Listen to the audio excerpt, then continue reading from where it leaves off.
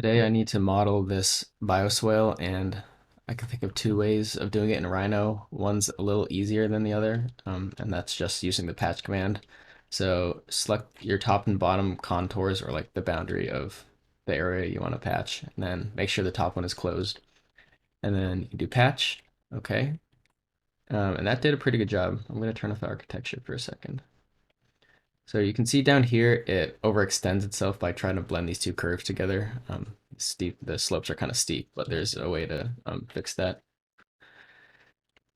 I'm just going to draw a bunch of these like zigzagging lines along the flat area, and as long as you select them, it'll incorporate that into the patch.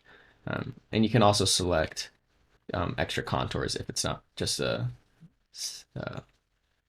constant slope.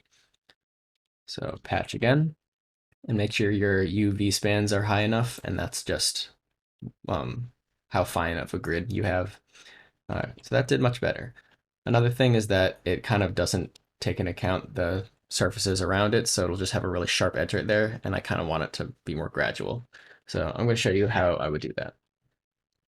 So instead of this sharp line like that, I want to take this flat surface here and blend it with this flat surface here, and the command for that is BlendCrv. So I'll do the first one, second, I'll draw a nice sweeping curve between it.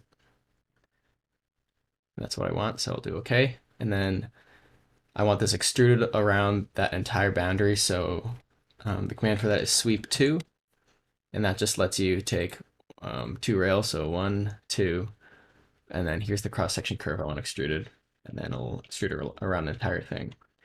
It screws up a little bit here, you can see, and that's just because the inner and outer curves have different number of control points and it tries to just interpolate between them. But you can do add slash, and it'll just redraw that profile wherever you click, and that'll fix usually everything.